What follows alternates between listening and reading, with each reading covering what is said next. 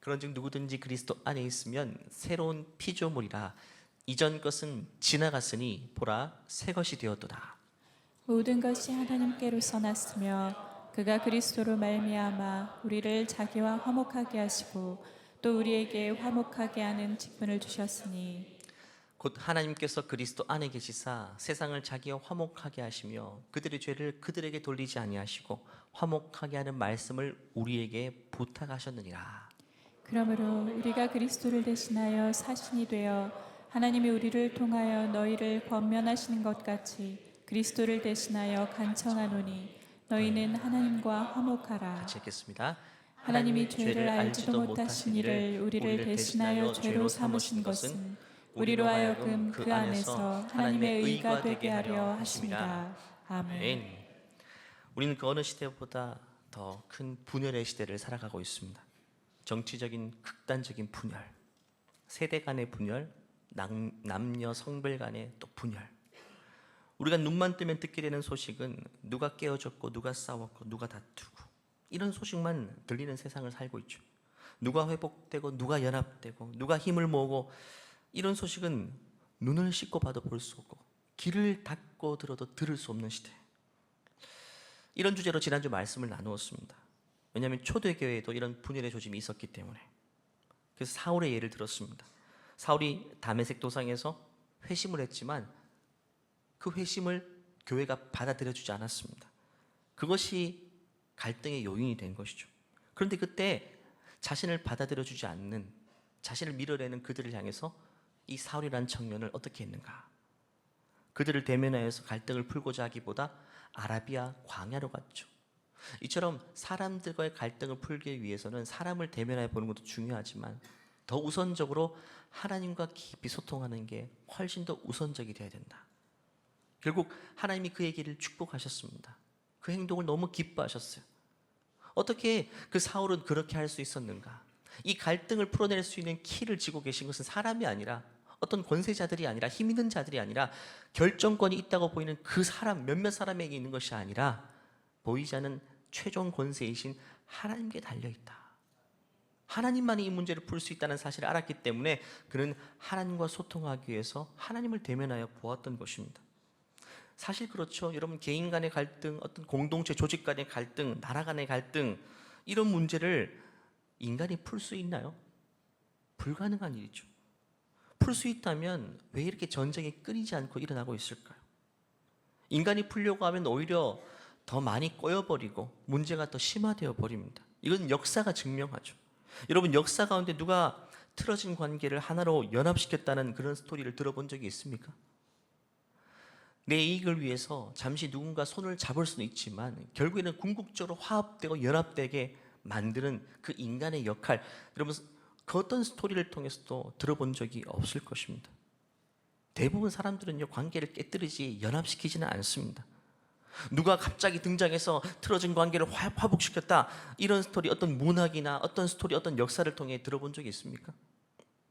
근데 여러분, 그리스도인들은 다르다는 것입니다.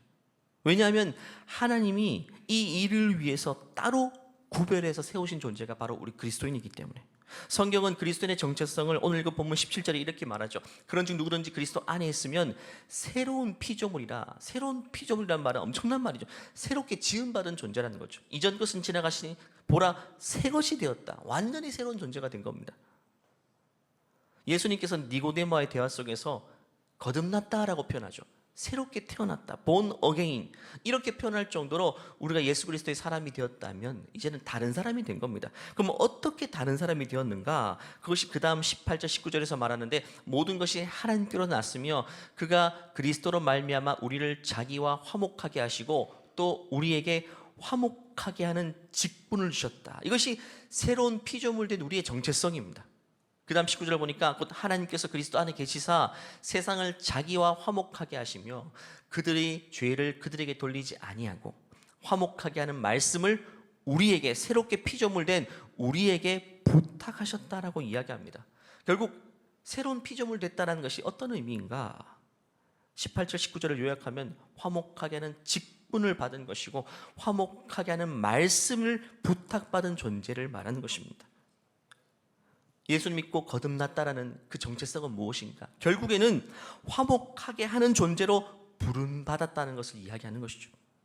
세상은 편가르고 세상은 분쟁하고 서로 등 돌리고 이걸 끊임없이 쉬지 않고 반복하지만 우리는 이 관계들 속에 들어가서 그 관계들을 화목하게 하는, 화평케 하는 일을 감당하도록 그런 미션을 부여받은 존재로 우리는 거듭났다라는 것입니다. 쉽게 말하면 세상이 다 찢어놓은 것들을 우리는 다시금 하나로 붙여놓는 작업, 세상이 다 어지러 놓은 것들을 우리가 다 새롭게 정리하는 역할, 그 역할을 부여받은 것이 바로 예수 그리스도의 사람인 것입니다. 여러분, 물리법칙 중에 연력학 제2법칙, 엔트로피 법칙, 엔트로피가 증가한다, 무질서도가 증가한다는 법칙이 있죠. 고립된 자연계 안에서는 시간과 비례하면 무질서도가 증가하는 방향으로 간다는 것입니다. 이건 영적인 법칙, 관계의 법칙도 마찬가지로 적용됩니다. 가만히 내버려두면요, 시간이 흘러갈수록 관계가 좋아지고 화목해 되는 것이 아니라 더 깨어지고 복잡해지고 갈라지게 된다는 것입니다. 근데 이 무질서도를 감소하기 위해서는, 다시금 질서 있게 만들기 위해서는 외부로부터 에너지가 투입돼야 돼요. 외부 에너지가. 어지러놓은 내 책상을 어머니가 등장해서 에너지를 써야만 다시 정리되는 것처럼 우리 관계성도 마찬가지입니다. 누군가의 깨어진 관계를 하나로 봉합하기 위해서는 누군가의 희생적인 수고와 헌신이 있어야만, 그게 투입이 돼야만 가능하다는 것이죠. 그것을 우리 그리스도인들이 감당해야 된다고 오늘 성경은 이야기하고 있는 것입니다. 근데 중요한 것은 이게 쉬운 일이 아니죠, 여러분. 내 에너지를 써야 되니까. 과거에 청년 제자반을 할 때 저는 생활숙제라는 것들을 제자반 때 내어주거든요. 생활숙제라는 말은 말씀을 배우고 그걸 생활 가운데 적용하는 겁니다. 제가 이런 과제를 내준 적이 있습니다. 앞으로 몇 주 동안 부모님들이 만약에 다투게 되고 이제 냉정관계에 돌입하게 된다면 여러분들이 자녀로서 그 부모님 관계를 화평케 하는 역할을 해보라. 할 수 있는 한 최대한 지혜를 발휘해서 그런 과제를 제가 생활과제로 내어주었습니다. 그리고 몇 주 뒤에 청년들에게 한 명 한 명씩 물어봤죠. 어떻게 과제를 잘 했냐고 말이죠. 어떤 친구가 저 지난 몇 주 동안 저희 부모님은 다툰 적이 없어서 제가 과제를 할 기회가 없었어요 라고 한 친구들이 있었을까요? 아무도 없었어요. 과제할 기회는 날마다 있었지만 너무 어려웠다라고 이야기하는 거예요. 대부분 이렇게 말합니다. 목사님, 더 이상 못하겠어요. 이렇게까지 못해 먹겠어요 라고 이야기했어요. 심지어 제가 아직까지 기억하는 멘트입니다. 저 결혼하기 싫어요까지 이야기하는 친구도 있습니다. 저 결혼하기 싫어요. 물론 농담 반 섞였지만 이럴 거면 우리 엄마 아빠 왜 결혼했는지 모르겠어요. 그냥 한 번씩 그냥 다투는 게 아니라 그 일상이라는 거예요. 여러분, 정말 이건 쉬운 일이 아니죠. 가족 관계인데 틀어진 관계를 내가 가운데 들어가서 회복시키는 일, 하면 할수록 정말 이건 어려운 일이다. 나만 상처받는 일이다. 열매도 없다. 해보신 분들은 알 겁니다. 정말 쉬운 일이 아니에요. 그런데 성경은 우리가 화목케 하는 자로 살아가는 이 길이 쉬운 길이라고 결코 말한 적이 없어요. 우리가 반드시 가야 될 길이지 쉽거나 편하게 할 수 있는 일이라고 말한 적은 없습니다. 반드시 내가 큰 무거운 대가를 치러야 되는 길이기 때문에 어려운 길이지만 이 길은 우리가 반드시 가야 되는 길, 하나님이 기뻐하시고 하나님이 영광 받으시는 길이라고 이야기하고 있습니다. 이 길은 무수한 대가를 치러야 되는 길이고 자기 희생이 필요한 길이고 때로는 내 억울한 누명을 쓸 때도 있고 자존심이 다 부서져야 될 때도 있고 여러 가지 대가를 치러야 되는 길이지만 하나님이 이 길을 통해서 영광 받으신다는 것입니다. 내 시간, 내 자존심, 내 열정, 거기에 모든 걸 내던져야만 열매를 볼 수 있는 길인 것입니다. 그렇기 때문에 수많은 사람들이 거듭나고 그리스도인이 되었음에도 불구하고, 새로운 피조물이 되었음에도 불구하고 쉽게 이 길을 가지 못하고 망설이는 겁니다. 주춤하는 겁니다. 처음 해보다가 너무 안 될 것 같아가지고 멈추어 버리는 것이죠. 성경에 화목하게 하는 이 역할에 좋은 모델이 등장하는데 지난주도 살펴봤던 바나바라는 인물이죠.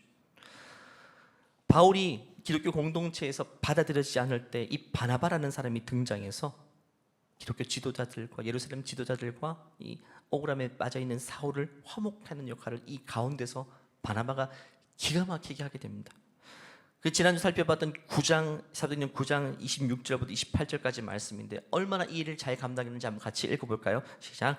사울이 예루살렘에 가서 제자들을 사귀고자 하나 다 두려워하여 그가 제자됨을 믿지 아니하니 바나바가 데리고 사도들에게 가서 그가 길에서 어떻게 주를 보았는지와 주께서 그에게 말씀하신 일과 다메섹에서 그가 어떻게 예수의 이름으로 담대히 말하였는지를 전하니라. 사울이 제자들과 함께 있어 예루살렘에 출입하며. 바나바가 이 일에 헌신하고 뛰어들게 됩니다. 물론 버거웠고 장벽이 엄청 두터웠습니다. 그리고 자신도 상처받았어요. 불가능하게 보이기도 했습니다. 하지만 포기하지 않고 끝까지 이 길을 갔다는 거예요. 왜? 하나님이 이 길로 나를 부르셨다는 확실한 자기 정체성이 있으니까, 확실한 소명의식이 있으니까.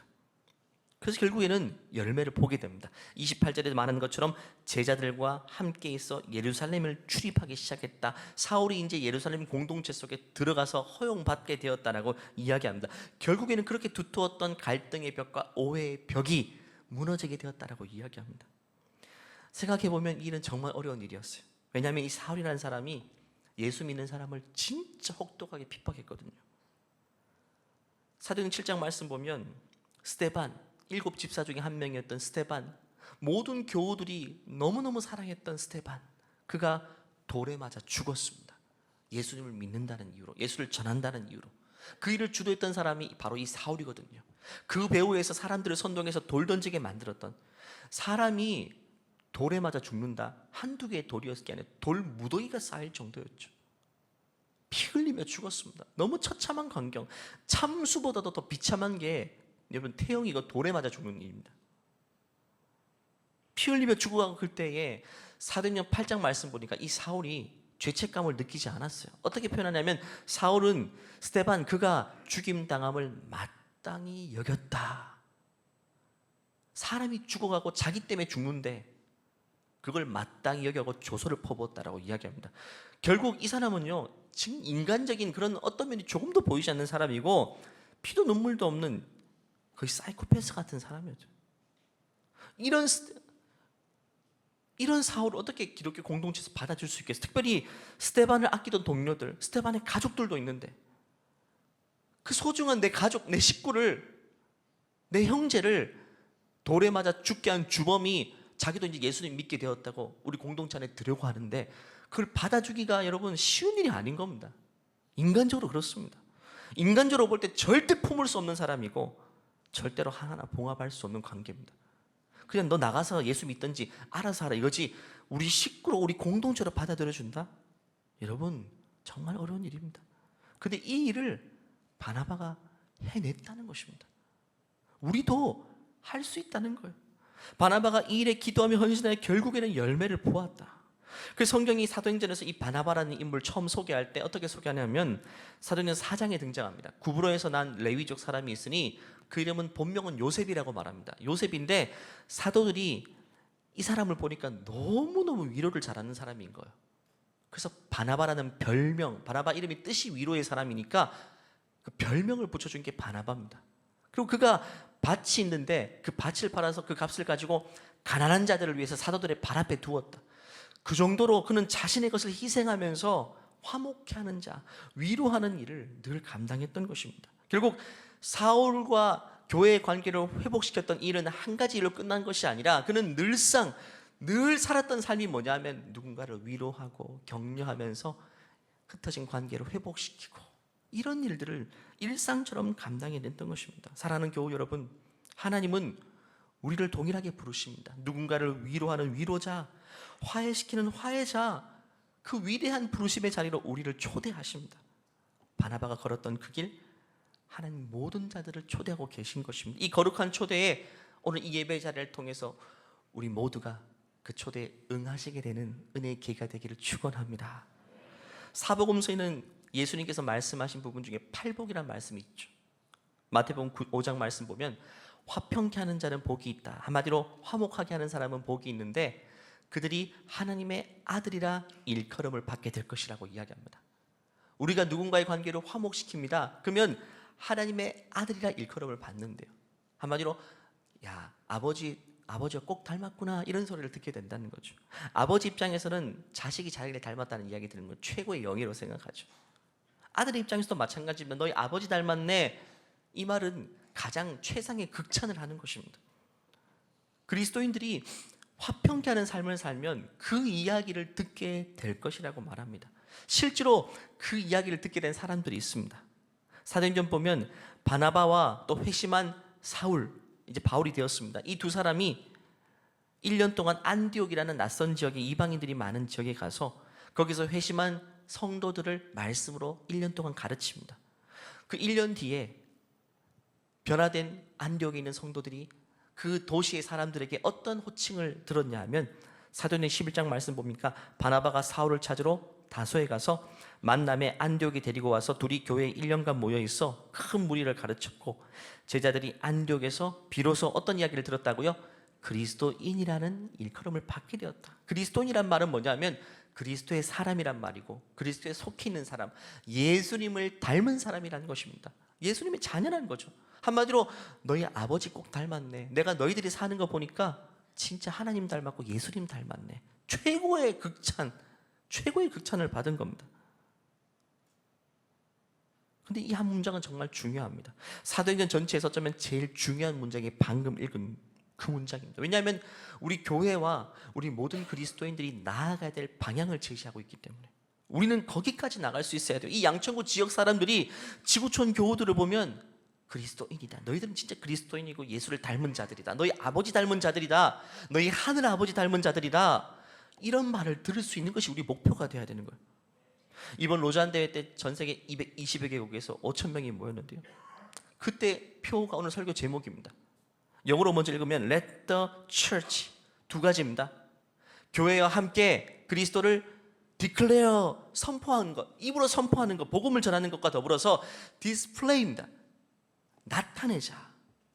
declare와 display, 똑같은 D로 시작하는 단어지만 똑같이 그리스도를 나타내는 것이지만 모양이 다릅니다. declare, 선포는 복음을 전하는 것인데, 이건 우리 한국교회, 세계교회가 너무 잘했던 겁니다.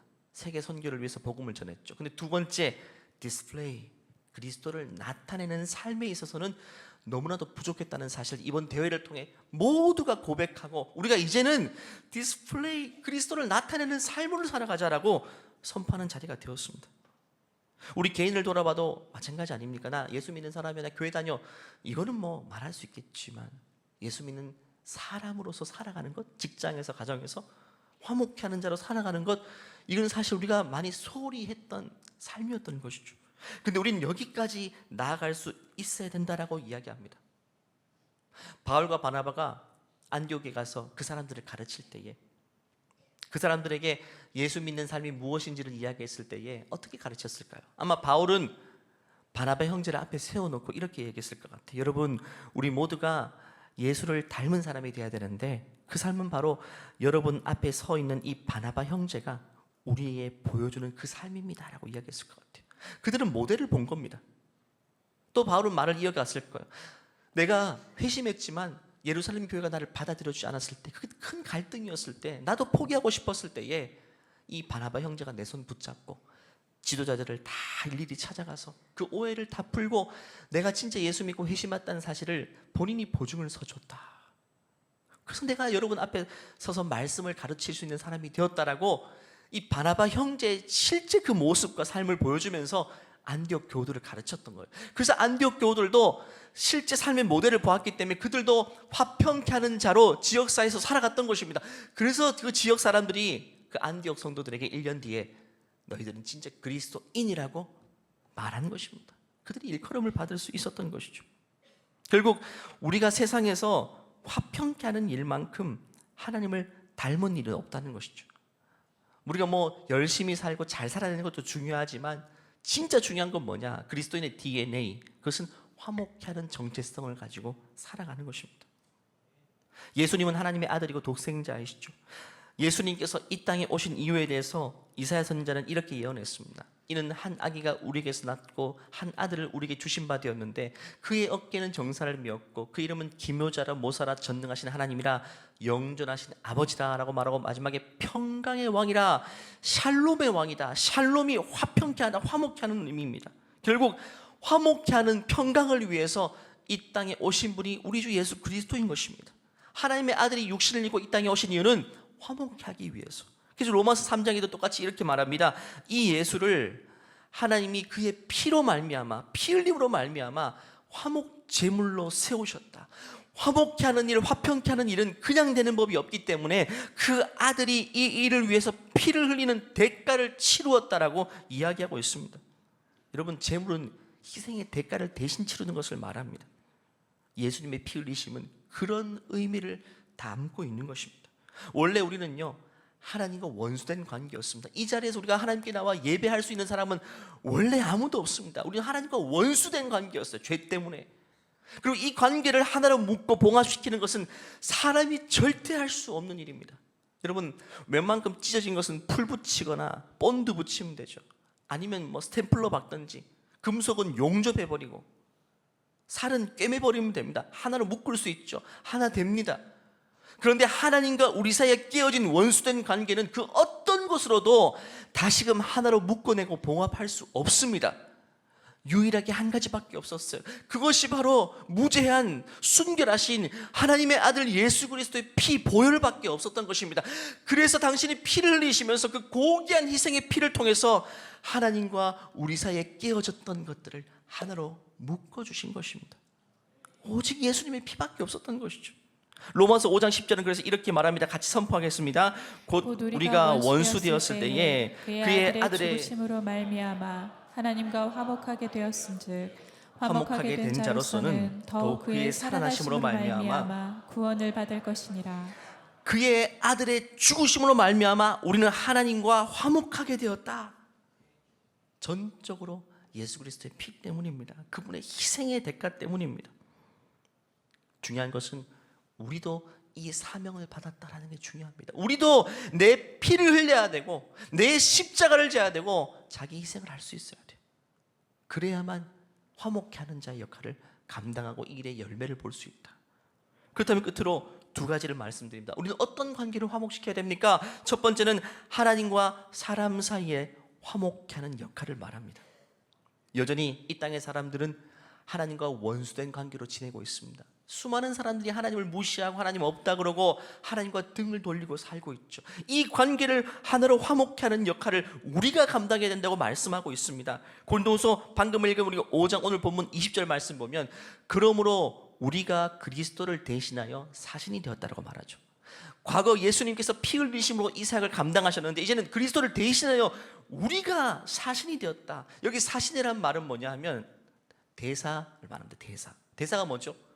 외교관에 있는 대사들, 대통령의 권한을 가지고 그 나라에 가서 이 나라를 대변하는 역할을 하는 것입니다. 엄청난 권한을 위임받은 것입니다. 앰바서더죠. 대사입니다.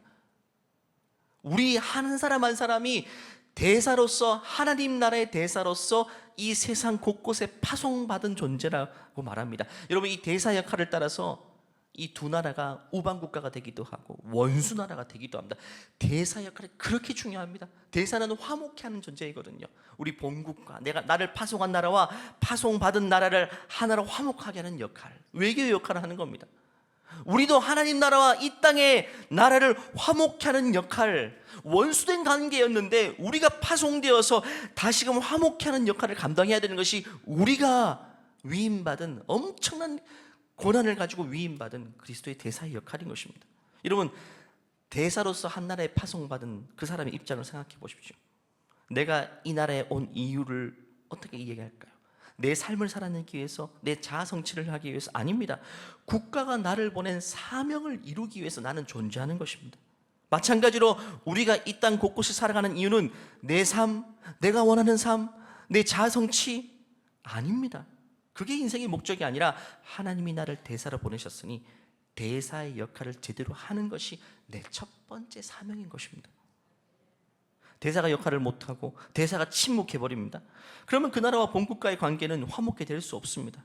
우리가 만나는 모든 사람들에게 화평케 하기 위해서 이 땅에서 피를 흘리신 예수 그리스도를 전함을 통해서 우리는 그 세상 사람과 하나님과의 관계를 화목케 하는 자의 역할을 감당해야 돼요. 이것이 우리 지구촌교회가 설립된 목적인 선교의 사명인 것입니다. 두 번째는요, 사람과 사람 사이에서 화목하게 하는 역할을 우리가 감당해야 됩니다. 마귀는 늘 분열시키는 일을 합니다. 가족과의 관계를 깨뜨려 놓고 소중한 관계를 원수 맺게 만듭니다. 이 일을 쉬지 않고 일하고 있죠. 그래서 지금 우리가 만나는 모든 사람들, 어떤 집단 공동체를 가든지 깨어진 관계들은 늘 있는 것입니다. 우리 집에 가도 깨어진 관계는 존재하고 있죠. 그때 우리는 그 속에 들어가서 화목하게 하는 역할을 감당해야 됩니다. 어떤 그리스도인들은 내가 기도하고 간 직장인데 가보니까 분위기도 안 좋고 서로 막 싸우고 이런데 나를 왜 보내셨는가? 여러분, 문제가 있기 때문에 문제를 해결할 수 있는 우리를 보내신 겁니다. 우리가 문제 없는 곳에 갈 이유가 없는 것이죠. 우리가 필요한 곳, 문제가 많은 곳에 문제의 해결사인 그리스도인들을 보내시기 때문에 우리가 그 자리에 있는 것입니다. 이 자리에 계신 우리 모두가 어디서 어떤 모양으로 살든지 세상과 하나님을 화목하게 하고 사람들과의 깨어진 관계를 화목하게 할 수 있는 그 아름다운 역할, 우리만이 할 수 있는 그 고귀한 역할을 잘 감당해낼 수 있는 우리 모두가 되기를 간절히 축원합니다. 말씀을 마무리할까요? 여러분, 화목케 하는 역할이 가장 가치 있고 소중한 일이기 때문에 그냥 되는 법은 없습니다. 참 많은 대가를 치러야 됩니다. 희생을 당해야 됩니다. 억울한 일을 당해야 돼요. 오죽하면 예수님이 피를 흘리셨겠습니까? 예수님이 피 흘리신 것처럼 우리도 우리의 십자가를 지고 내가 할 수 있는 자기 희생을 해야 됩니다. 그게 내 자존심일 수 있고 내 시간일 수 있고 내 물질일 수도 있습니다. 그런데 안타깝게도 많은 그리스도인들이 화목하게 하는 역할을 감당하지 못하고 오히려 멀쩡한 관계를 깨뜨려 놓는 그런 일을 하는 사람도 있죠. 오늘 말씀을 통해서 우리 자신이 살고 있는 삶을 돌아봐야 돼요. 그리고 우리가 어떻게 살아야 될지를 분명히 바라봐야 됩니다. 여러분, 마귀에게 속아서는 안 됩니다. 마귀는 항상 쉬운 길을 가라고 말합니다. 편한 길을 가라고 말하고 어떤 희생도 치를 필요가 없는 편한 길로 가라고 합니다. 여러분, 그 길은 우리가 가야 될 길 아닙니다. 그건 누구나 할 수 있는 일이고 다 사사로운 일일 뿐입니다.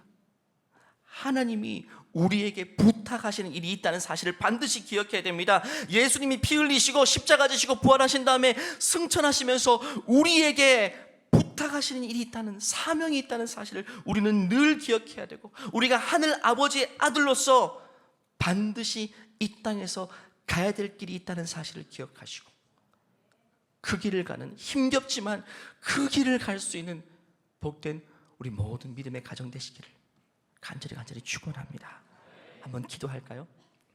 이 시간 기도할 때에 하나님, 오늘 말씀을 통해서 하나님 왜 나를 부르셨고 내가 어디로 가야 될지 깨닫게 하심을 감사합니다. 화목한 자로 살아가게 도와주시고 하늘아버지 아들로서 가야 될 그 길을 가게 하여 주시옵소서. 그러기 위해서 예수님이 값진 피를, 고귀한 피를 흘리신 것처럼 나도 나 자신을 희생하게 도와주시고 이 일을 감당케 하여 주시고 결국에는 열매를 보게 하여 주시옵소서. 혹이나 이 가운데 갈등 관계 당사자로 있는 분들이 계십니까? 하나님, 내가 먼저 희생하겠습니다. 내가 먼저 내려놓겠습니다. 내가 먼저 하나님 내 고난과 지혜를 내려놓고 먼저 화목케 하는 손을 내미는 자가 되겠습니다. 이런 결단을 담아서 이 시간 주여 한번 외치고 그 길을 살아갈 수 있도록 기도하시겠습니다. 주여, 하나님 아버지, 우리를 이 높은 부르심으로 불러주시는 것을 감사합니다. 깨어진 관계, 하나님과 세상 관계, 사람과의 깨어진 관계 속에서 우리가 들어가서 하나님 아버지, 우리로서는 할 수 없지만 하나님이 주신 힘으로 감당케 하심을 감사합니다. 오늘 말씀을 통해서 우리가 가야 될 길이 무엇인지, 어떤 삶을 살아야 될지를 보게 도와주시고 우리를 통해서 이 고귀한 일들을 해나가실 믿습니다. 우리를 통해서 예수 그리스도가 선포되게 도와주시고 하나님, 세상과 하나님과 원수였던 세상을 주님과 화목시키는 일을 감당하게 도와주시고 하나님, 가정과 여러 안팎에서 우리가 마주하는 깨어진 관계들 속에서 우리가 감당해야 될 역할을 하나님 아버지여 망설이지 않고 감당할 수 있도록 은혜를 베풀어 주시옵소서. 이것이 늘 우리 관심사가 되게 도와주세요. 이것이 우리의 주된 삶의 내용이 되게 도와주시옵소서. 하나님 아버지, 우리를 통해서 이를 감당해 주시고 역사해 주시옵소서. 함께해 주시옵소서. 하나님, 오늘 우리가 나아가야 될 길, 우리가 부르심 받은 이유와 목적을 다시 한번 상기시켜 주셔서 감사합니다. 힘겹지만 이 길을 포기하지 않고 가게 도와주시고 이 길이 우리의 늘 관심사가 되게 도와주시고 이 일을 위해서 우리가 부름받았다는 나의 정체성 조금 더 흔들림 없이 살아갈 수 있도록 함께하여 주시옵소서. 하나님, 우리의 관심사가 늘 갈등 관계에 있는 사람들, 하나님 나를 어디로 보내실까, 이 질문이 우리의 삶의 늘 일상이 될 수 있도록 하나님 우리에게 특별한 은혜를 허락하여 주시옵소서. 혹이나 이 가운데 많은 영혼들 지금 그 길을 가고 있지만 힘겨움에 부딪혀서 포기하고 싶은 분들이 있습니까? 하나님 주의 은혜를 베풀어 주시고 하늘 자원을 공급하셔서 이 일의 열매를 볼 수 있도록 끝까지 이를 완주할 수 있도록 우리를 사용하여 주시옵소서. 이 모든 말씀 살아계신 예수님의 이름으로 기도하옵나이다. 아멘. 우리를 화목케 하는 자는 특별한 부르심으로 우리를 불러주신 하나님께 감사의 박수 올려드릴까요? 우리만이 할 수 있는 길입니다. 우리를 통해서 행하기를 원하시는 길입니다. 다 쓰임받기를 원합니다. 이 시간 다 같이 하셔서 이 찬송의 가사 믿음으로 선포하고 예배를 마치겠습니다. 주 내게 부탁하시니 천사도 흠모하겠네. 화목케 하신 구주의 말씀을 온 세상 널리 전하리. 두 손 높이 들고요. 주 내게 부탁하시니 천사도 흠모하겠네. 화목케 하라신 구주의 말씀을 온 세상 널리 전하리. 화목케 하라신 구주의 말씀을 온 세상 널리 전하사. 우리를 통해서 일을 행하시기 원하시는 하나님께 영광의 박수 올려드리겠습니다. 하나님, 우리에게 그런 힘과 능력을 주심을 감사합니다. 우리를 통해서 이 고귀한 사역을 감당해내시니 주님 감사합니다. 이제는 우리 주 예수 그리스도의 은혜와 하나님의 무한하신 사랑과 우리 안에 내주하시는 성령의 교통하심이 내가 어떤 모양으로 어디에 살아가든 늘 화목케 하는 자로서 열심을 내고 이 길 또 포기하지 않기를 원하는 모든 믿음의 사람들을 위해, 또 믿음의 가정과 자녀들의 인생 위에 이제로부터 영원토록 함께 하시기를 간절히 축원하옵나이다. 아멘.